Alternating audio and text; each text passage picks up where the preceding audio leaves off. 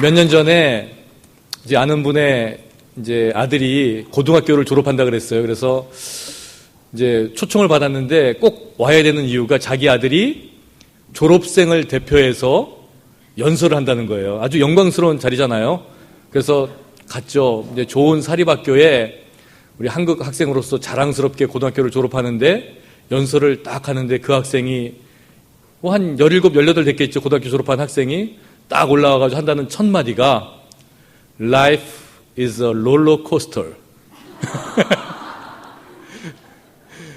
17살, 18살짜리 먹은 학생이 인생은 롤러코스터와 같습니다. 놀이동산에 가면 올라갔다 내려갔다 빨리 갔다 하면서 사람의 마음을 아주 서늘하게 하는 그런 인생을 17살짜리가 이야기하는 것을 보면서 야, 여기 계신 분들이 보는 인생은 어떨까 생각을 했어요. 여러분 인생이 어떻습니까? 아니 여기 계신 분들 그렇게 느끼세요? 많은 사람들이 인생을 정의하고 인생에 대해서 고민을 많이 합니다. 인생이 과연 무엇일까에 대해서 참 철학자들이 연구를 하고 또 살아가는 많은 사람들이 고민을 했어요. 근데 그 샤르트르라는 그 철학자는 인생을 이렇게 정의를 하는데 알파벳 ABCD가 있는데 A는 빼고 B, C, D 이렇게 정의를 합니다. 그분이 왜 그렇게 정의를 했냐면 B는 우리가 탄생하는 것, 태어나는 거니까 birth죠. 그 다음에 D는 뭐예요? death, 죽는 거죠. 그러니까 탄생과 죽음은 어쩔 수 없지만 그 사이에 수많은 C가 있다는 거예요. 그 C는 뭐냐면 choices. 학교를 선택하고 배우자를 선택하고 직장을 선택하고 수많은 선택들이 하다못해 먹을 때마다 우리는 선택에 고민하잖아요. 짜장면이냐 짬뽕이냐 그런 고민들이 우리에게 있잖아요. 근데 이 수많은 선택이 모여서 우리의 인생을 이룬다고 이렇게 이야기를 했습니다. 또 어떤 사람은 인생을 등산에 비유해서 야, 이제 여기 올라갔으면 끝이다 했는데 올라가 보니까 또 다른 산이 앞에 있다는 거예요. 이것만 넘으면 이제 됐겠지 했는데 또 올라갑니다. 그러다가 보니까 그의 인생이 이제는 내리막길 인생이 되는 경우도 있어요.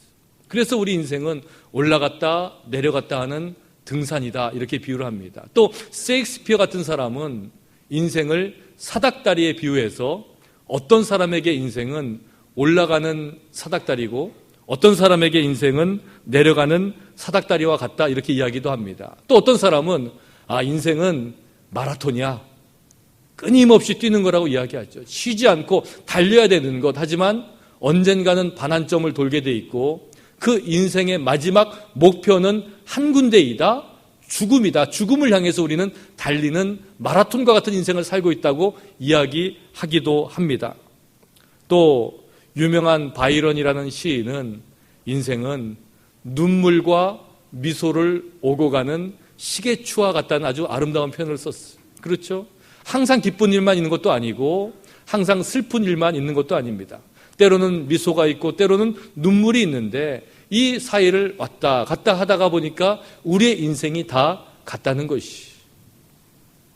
또 어거스틴이나 고대의 로마의 철학자였던 세네카와 같은 사람은 인생을 항해다라고 비유를 합니다.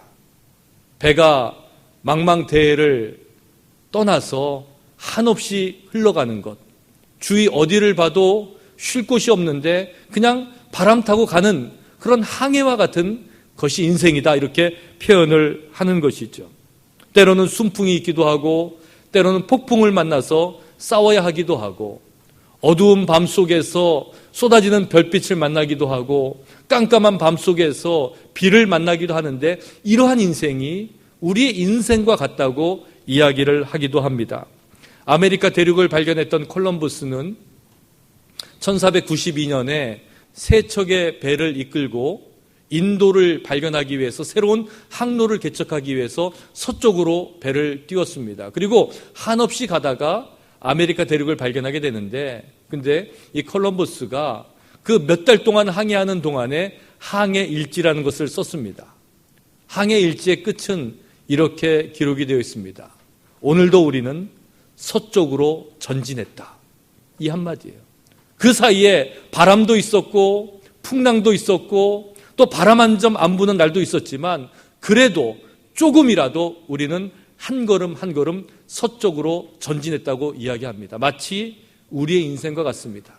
아무것 하는 거 없는 것 같지만 또 어떨 때는 너무 급박하게 움직이는 것 같지만 그런데 우리의 인생도 한 걸음 한 걸음, 때로는 그것이 나이가 먹는 것일 수도 있고 때로는 그것이 주님 앞에 가까이 가는 것일 수도 있습니다. 하지만 분명한 것은 우리는 오늘도 한 걸음 한 걸음 주님 앞에 나아가고 있다는 것입니다. 인생이란 항해를 하는 우리의 삶도 때로는 풍랑을 만나기도 하고 원치 않는 어려움을 당하기도 합니다. 하지만 우리의 항해는 오늘도 천국을 향해 나아가는 인생 여정이라는 것을 여러분 기억하시기를 바랍니다. 그 항해를 위해서 우리에게 필요한 것이 있습니다. 꼭 필요한 것이 있는데 물론 먹을 것도 있어야 되지요. 나침반도 있고 지도도 있어야 되지만 무엇보다도 그 배를 움직이기 위해서는 돛을 달아야 되고 또 내릴 때는 서 있을 때는 닻을 내려야 되고 또 그 배의 방향을 조종하기 위해서는 키가 있어야 됩니다. 그래서 오늘 설교의 제목이 돛, 닷, 키. 우리 인생 항로에 꼭 필요한 이 세 가지가 무엇인가에 대해서 한번 같이 말씀을 나누려고 합니다. 돛이 무엇입니까? 돛은 바람을 맞아서 배를 움직이게 하는 원동력입니다. 지금이야 다 엔진으로 배가 움직이겠지만 그 옛날 배들은 다 돛을 달아서 움직였습니다. 그래서 앞으로 나아가게 하는 것이기 때문에 이것은 희망이라고 이야기할 수 있습니다. 바람이 없으면, 돛이 없으면 이 배는 나아갈 수가 없습니다. 일제시대 때 어려운 시대를 살았던 우리 민족에게 현재명이라는 시인은, 작곡가는 이렇게 노래를 합니다. 돛을 달아라, 부는 바람 맞아, 물결 넘어 앞에 나가자. 자유, 평등, 평화, 행복 가득한 곳 희망의 나라로. 그 시인이 바라봤던 희망의 나라로 나아갈 수 있는 길은 돛을 높이 다는 것이었습니다. 그것이 민족의 희망이었고 이 시대를 살아가는 우리 인생의 희망이었던 것입니다. 또 돛이 나아가게 하는 힘이라면 닻은 배가 서 있을 때 그 배를 움직이지 않게 묶어두는 힘입니다. 그래서 닻을 내릴 때에는 견고하게 튼튼히 내려야 됩니다. 인생이 어떤 분들은 부평초와 같다고 그럽니다. 정처 없이 떠돌아다니는 풀과 같다고 이야기합니다. 그런 인생 가운데에서 그 인생을 묶어두는 힘은 닻을 내리는 것입니다. 그래서 인생의 소망을 잃어버리고 살아가던 이스라엘 민족들이 그 희망의 끈을 놓지 않기 위해서 살라고 하는 그 권고의 말을 영혼의 닻을 내리라고 히브리서에서 이야기하고 있습니다. 우리가 이 소망을 가지고 있는 것은 영혼의 닷 같아서 튼튼하고 견고하여 휘장 안에 들어가니, 히브리서 기자가 이야기하는 것은 흔들리는 인생 가운데 영혼의 닻을 이 땅 가운데 두고 살아가야 된다는 것입니다. 또 배는 키에 따라서 움직입니다. 자동차의 핸들처럼 생겨가지고 이리 돌리면 이리 가고 저리 돌리면 저리 가는 그 키야말로 이 배를 움직이는 힘입니다. 작은 것이지만 큰 배를 움직이는 힘입니다.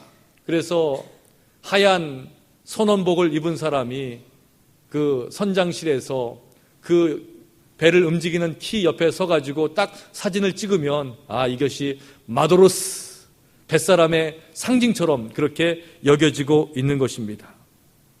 그런데 인생이, 우리가 살아가는 것이 누가 이 키를 붙잡느냐에 따라 달려있는 거예요. 나는 내 인생의 주인이 나이기 때문에 내 마음대로 이리 틀고 저리 틀고 갑니다라고 생각을 합니다. 성경이 말하는 인류 역사의 시작이었던 아담과 하와는 인생의 주인, 이 키를 내가 잡겠다는 싸움으로 시작이 되었습니다. 근데 뱀이 와서 뭐라고 유혹합니까? 네 마음대로 해도 돼. 너의 인생은 너의 것이야. 왜 하나님의 말을 들어? 아니지, 그거 먹어도 괜찮아. 그것을 먹으면 선악을 알게 되고 그것을 먹으면 하나님처럼 될 수 있어. 그러니까 마음껏 먹어. 다른 말로 하면 이제 너의 인생은 네 마음대로 하라는 것이었습니다. 아담과 하와가 그 먹지 말라고 하는 선악과를 따 먹을 때에 인생의 주인이 된 것 같았습니다. 그런데 그렇게 해서 시작된 세상을 성경은 뭐라고 이야기합니까? 여호와께서 사람의 죄악이 세상에 가득함과 그의 마음으로 생각하는 모든 계획이 항상 악할 뿐임을 보시고 이렇게 이야기하는 것입니다. 사람의 모든 생각과 사람의 모든 죄악이 이 땅 가운데 가득했다는 겁니다. 왜? 내 인생의 주인이 저마다 자기라고 생각하는 세상이기 때문에 그렇습니다. 이스라엘에도 그럴 때가 있었습니다. 사사시대에 모든 사람이 왕노릇할 때가 있었습니다. 성경은 그 시대를 가리켜서 그때의 이스라엘에 왕이 없으므로 사람이 각기 자기의 소견에 옳은 대로 행하였더라, 이렇게 이야기하는 것입니다. 자기의 소견에 옳은 대로 행하는 세상이 어떤 세상입니까? 죄악이 가득한 세상이고 혼란스러운 세상이라는 것입니다. 자기 인생의 주인이 자기 자신이고 자기 인생의 선장이 자기 자신이라고 주장하는 대표적인 사람이 있었는데 티모시 맥베이라는 사람입니다. 티모시 맥베이라는 사람은 1995년 오클라호마 연방주 청사 앞에 가서 자기의 픽업 트럭에다가 수천 톤의 폭탄을 실어가지고 그것을 폭파시킴으로 인해서 그때 무려 168명의 사망자와 680여 명의 그런 부상자를 일으킨 아주 엄청난 사건을 일으킨 그런 사람입니다. 911, 9.11 테러가 일어나기 전까지 미국에서 일어났던 가장 끔찍한 참사로 기억되는 사건이 바로 이 오클라호마 주정부청사 폭파 사건이었습니다.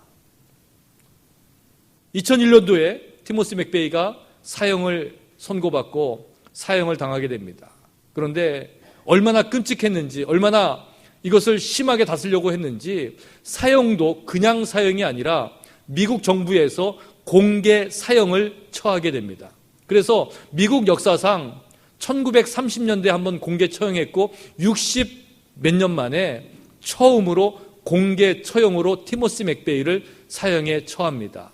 그런데 이 티모시 맥베이가 마지막 할 말이 있느냐는 그 질문에 인빅투스라는 19절을 통해 가지고 자기의 마음을 표현합니다. 인빅투스라는 시는 윌리엄 헨리라는 사람이 1870년도에 쓴 그 시인데 그 시의 마지막 구절이 어떻게 되냐면 나는 내 운명의 지배자요, 나는 내 영혼의 선장이라는 말로 끝을 맺습니다. 자기가 자기 운명의 지배자고 내가 내 영혼의 선장이라고 주장할 때에 그의 인생은 이 세상을 자기 마음대로 수백 명을 죽여도 괜찮은 그런 인생으로 만들어 버렸습니다. 인빅투스라는 뜻은 굴하지 않는 이라는 라틴어인데 그 굴하지 않는 정신이 병마와 싸우고 어려움을 이기는 것이 아니라 내 마음대로 세상에 굴하지 않고 정부를 전복시키고 다른 사람을 죽이겠다는 마음으로 변할 때에 세상이 얼마나 혼란스럽고 얼마나 악한 것인지를 세상은 알게 된다는 것입니다. 몇 년 전에 한국에서 어떤 일가족이 무참히 살해되는 살인사건이 발생했습니다.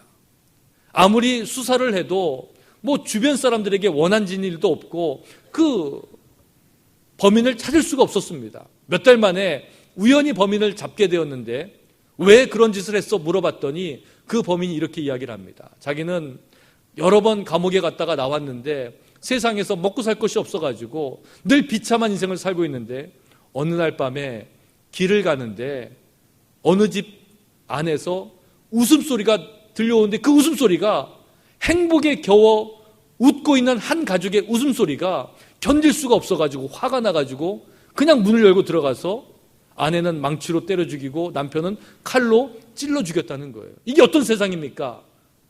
자기 운명의 주인이 나요, 내 영혼의 선장이 나라고 주장하는 사람들이 살고 있는 악한 세상의 모습이라는 것입니다. 그러면 우리는 어떻습니까? 나는 남을 죽인 적도 없고 어디 가서 폭탄을 설치한 적도 없지만 내 마음속에는 그 폭발물이 터지는 것 같은 그 마음이 있다는 거예요. 남을 미워하고 증오하는 마음들이 있다는 거예요. 실천하지 못하고 그냥 교묘하게 포장을 해서 그렇지 내 마음속에도 여전히 그런 마음이 있다는 것을 우리는 잘 알고 있습니다. 왜요? 나도 내 운명의 주인이 나요, 내 영혼의 선장이 나라는 생각 가지고 이 세상을 살고 있기 때문에 그렇습니다. 그런 세상은 하나님이 생각했던, 하나님이 계획했던 세상이 아니었습니다. 서로를 신뢰하고 사랑하고 아껴주는 그런 세상이 아니었습니다.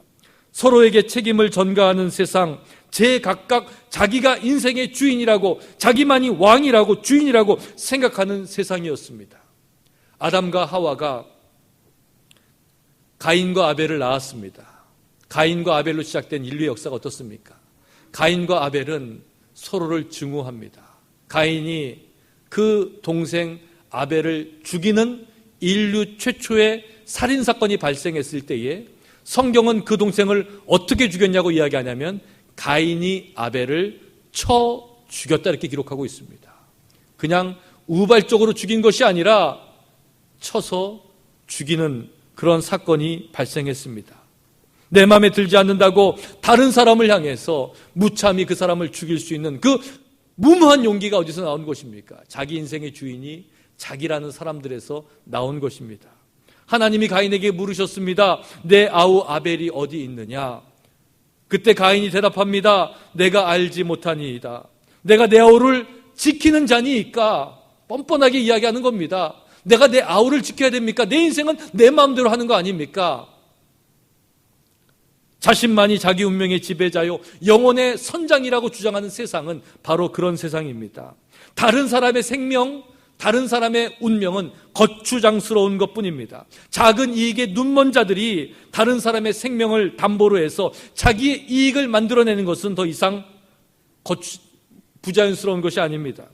그런 세상을 만드신 것을 하나님은 후회하셨다고 성경은 기록합니다. 내가 창조한 사람을 내가 지면에서 쓸어버리되 사람으로 가축과 기는 것과 공중의 새까지 그리하리니 이는 내가 그것들을 지었음을 한탄함이니라. 하나님이 세상을 만드신 것, 하나님이 사람을 만드신 것을 후회하셨기 때문에 이런 일이 있었다는 것입니다. 여기서 우리는 사그러져가는 인생을 봅니다. 멸망을 자초한 우둔한 인간의 모습을 보게 됩니다. 죽어가면서도 자신이 자기 운명의 지배자라고 거들먹거리는 한심한 인간의 모습을 보게 됩니다. 하지만 하나님은 여전히 소망의 하나님이신 줄 여러분 믿으시길 바랍니다. 하나님은 상한 갈대를 꺾지 아니하시고 꺼져가는 등불에 심지를 끄지 아니하시는 분이라 그랬습니다. 그런 세상이지만, 죄악이 가득한 세상이지만 하나님은 생명의 불씨를 남겨두십니다. 그게 누굽니까? 노아입니다. 성경은 노아에 대해서 이렇게 이야기합니다. 노아는 의인이요, 당대의 완전한 자요, 하나님과 동행하는 자였더라. 노아를 이야기하면서 그는 의인이었고 당대의 그 시대의 완전한 자였고 하나님과 동행하는 자였다, 이렇게 고백을 합니다. 그런데 그 시대가 어떤 시대라 그랬습니까? 죄가 세상에 가득한 시대였습니다. 사람들이 생각하는 것, 사람들의 계획이 다 악한 시대라 그랬습니다. 그런데 그런 시대에서 노아는 의를 지키고 하나님 앞에 완전한 자라는 이야기를 들었고 하나님과 동행하는 그런 인생을 살았던 사람입니다. 지금 이 시대에도 악이 가득한 시대라 그럽니다. 얼마나 수많은 범죄와 악한 일들이 이 세상에 일어나는지 모릅니다. 사람들의 생각이 어떻게 그렇게 악한지 모르는 세상입니다. 여러분, 이 시대에 하나님의 의를 지키시는 여러분 되시기를 주님의 이름으로 축원합니다. 하나님께서 말씀하신 것처럼 당대의 완전한 자라는 칭찬받으시는 여러분 되시길 주의 이름으로 축원합니다.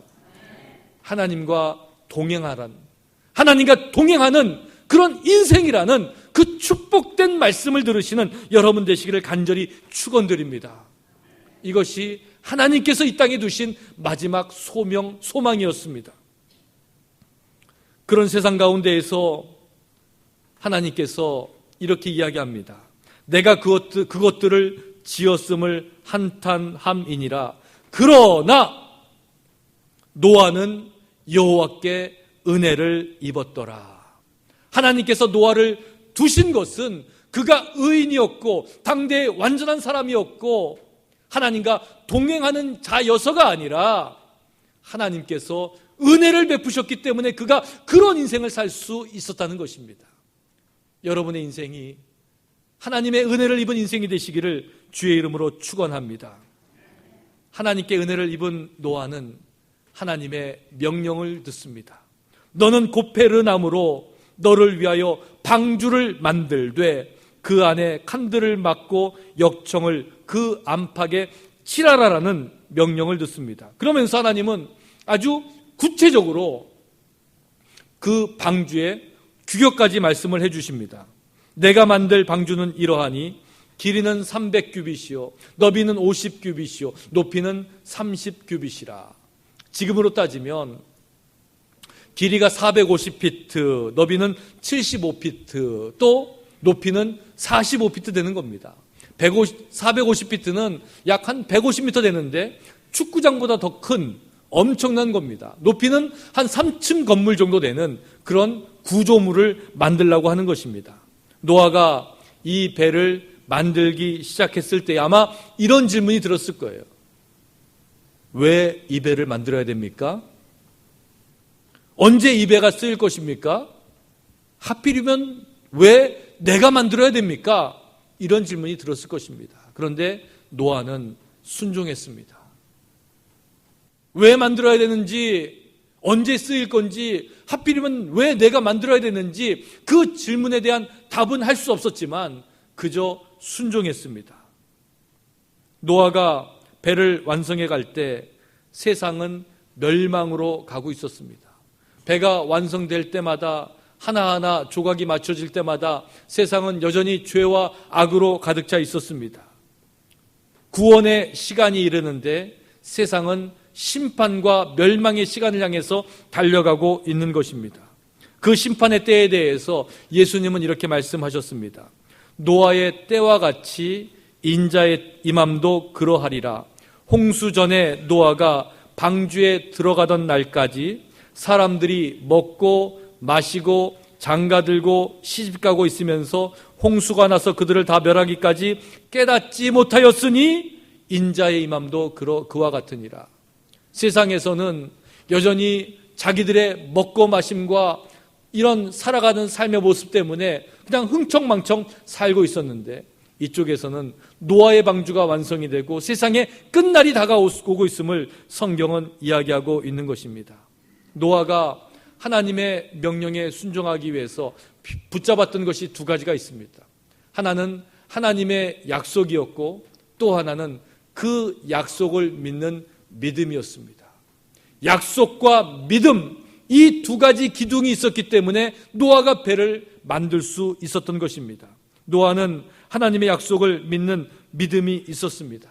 믿음의 장으로 알려져 있는 히브리서 11장에서 노아에 대해서 이렇게 이야기합니다. 믿음으로 노아는 아직 보이지 않는 일의 경고하심을 받아 경외함으로 방주를 준비하여 그 집을 구원하였으니. 노아는 믿음으로 아직 보이지 않는 일을 경고하심을 받았습니다. 그리고 그 경외함으로 순종함으로 방주를 만들기 시작했습니다. 여러분, 노아가 믿음으로 순종으로 방주를 만들었습니다.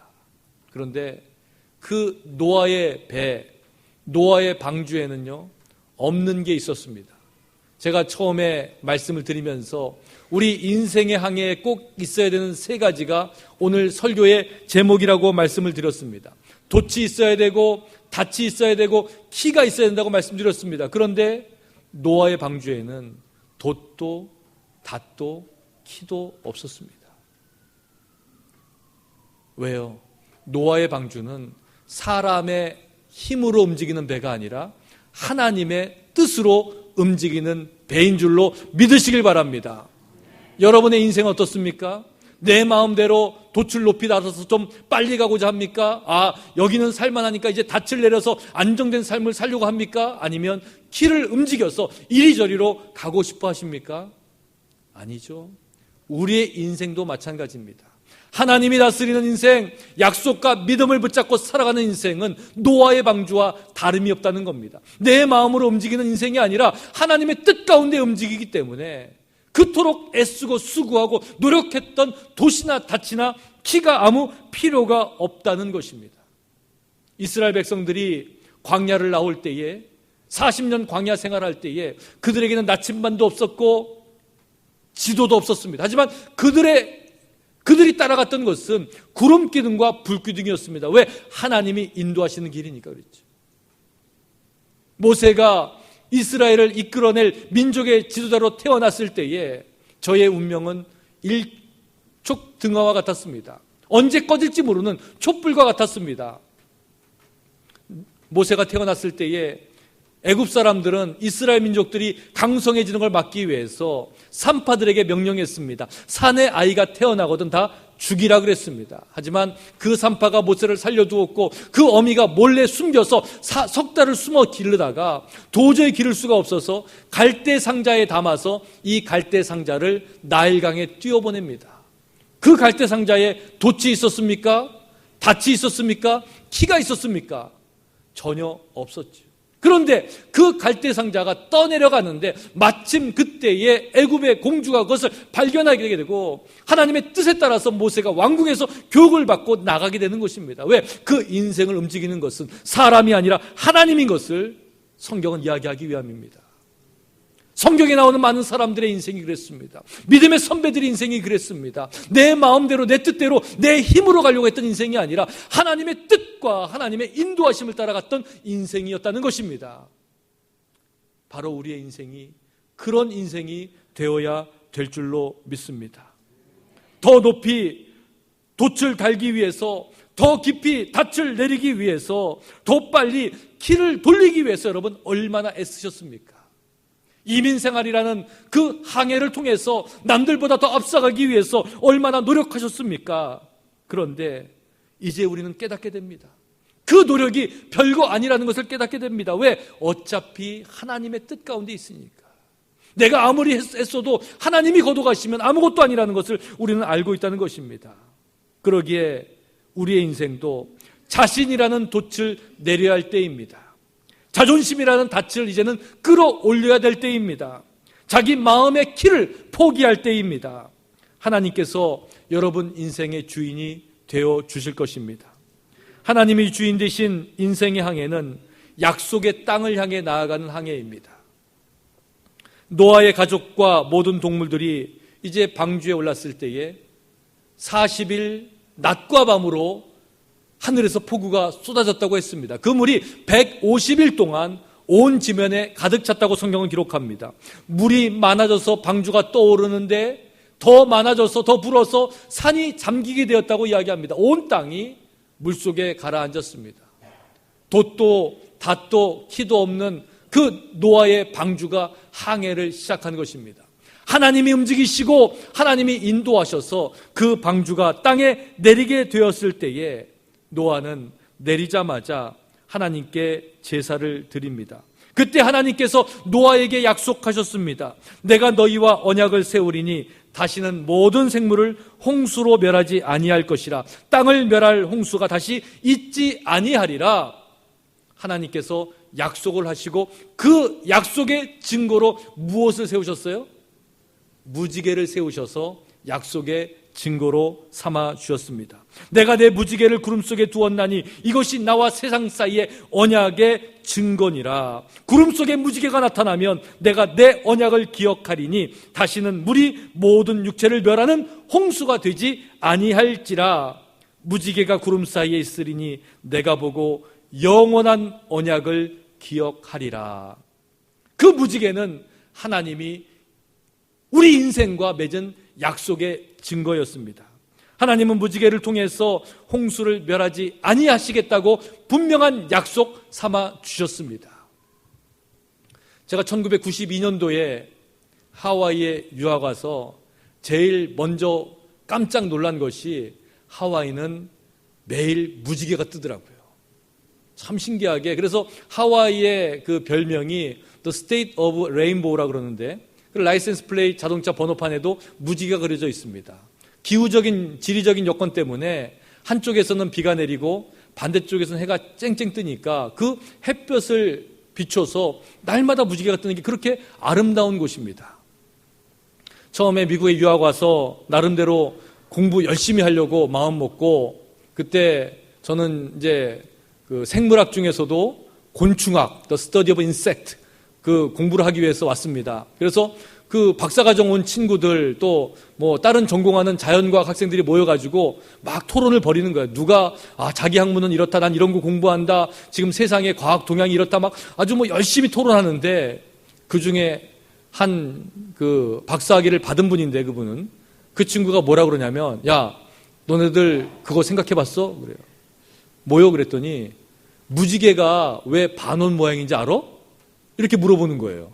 그 전까지는 자기가 박사라고 뭐라고 다 타는데 아무도 모르는 거예요. 왜 무지개가 반원 모양일까요?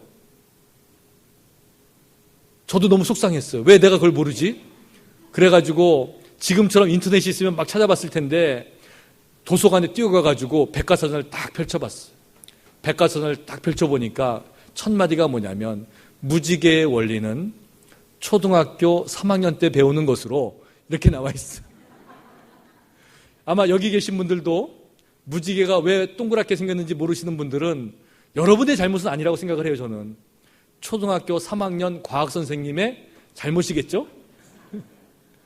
그 책에 뭐라고 나오냐면, 뭐 우리가 다 아는 것처럼 빗방울에 빛이 굴절, 반사되어서 일정한 각도가 생겼을 때에 그 각도에 따라서 이렇게 보이는데, 원래는 동그란 원인데 땅이 있어가지고 반원만 보이는 겁니다. 이렇게 되어 있어요. 그래서 비행기를 탄다든가 높은 산에서 내려다볼 때 동그란 원형의 무지개도 볼 수 있습니다. 이렇게 되어 있습니다. 그런데 제가 그 설명을 들으면서 갑자기 이런 생각이 드는 거예요. 야, 우리가 이 책이라 그러면, 여러분, 이 책은 여러분이 보는 거나 제가 보는 거나 다 똑같은 책이에요. 그렇죠? 이 책은 하나입니다. 그런데 무지개를 보는 것이 어떤 딱 사물이 아니라 이 각도에 따라서 본다 그러면 내가 보는 각도가 있고, 또 내 옆에 있는 사람도 같은 무지개를 보지만 그 사람이 보는 각도가 다르다는 거죠. 그래서 내가 보는 무지개, 이 사람이 보는 무지개, 저 사람이 보는 무지개가 똑같은 무지개가 아니라는 깨달음이 오는 겁니다. 왜? 각도에 따라서 보이니까. 그러면서 제 마음에 하나님의 마음이 드는 거예요. 그렇지, 그 무지개는 내가 너하고만 세운 언약의 증거야. 아, 그렇구나. 하나님은 우리 모두를 위해서 약속을 주신 게 아니라 나만을 위해서도 그 약속을 주시는 하나님이라는 깨달음이 오니까, 그 하나님이 멀리 계신 하나님이 아니라 나와 언약을 맺으신 하나님이라는 마음이 드는 겁니다. 여러분, 하나님은 그런 분이세요. 그냥 막연하게 성경을 통해서 야, 이게 약속이고 이게 믿음이야, 이것이 아니라 나 한 사람을 위해서 약속을 세우시고 나 한 사람을 위해서 그 약속을 지키시는 하나님이신 것을 여러분 믿으시기를 바랍니다. 그 하나님께서 우리를 믿음의 항해로 인도하세요. 믿음의 항해에는 돛이 필요 없고 닷도 필요 없고 키도 필요가 없습니다. 내 마음대로 하려고 했던 돛, 닷, 키, 오히려 이것은 걸림돌일 뿐입니다. 이제 내 자아라는 돛과 닷과 키를 내려놓아야 될 때입니다. 그리고 우리는 믿음의 항해를 출발해야 됩니다. 교회도 마찬가지입니다. 우리말에 사공이 많으면 배가 산으로 간다 그랬습니다. 그런데 우리 교회가 111년의 항해를 지금까지 해왔던 것은 사공이 많아서가 아니라, 돛이 높아서가 아니라, 튼튼한 닷이 있어서가 아니라, 키가 잘 움직여서가 아니라 전적으로 하나님께 맡겼기 때문입니다. 그 중간중간에 물론 이런 일도 있었고 저런 일도 있었고 배가 이리 흔들리고 저리 흔들리고 풍랑을 만나기도 했겠지만, 그래도 하나님은 우리 교회를 111년이라는 항해를 인도하신 하나님이십니다. 왜요? 그 안에 있는 우리들이 하나님께 맡겼기 때문에 그렇습니다. 내 돛을 내려놓고 내 닻을 포기하고 내 길을 이제는 접어두고 하나님만을 따라 살았기 때문에 우리 교회가 여기까지 온 것입니다. 이제 우리 인생에도 그 돛이, 그 닻이, 그 키가 필요 없다는 것을 우리는 깨닫게 됩니다.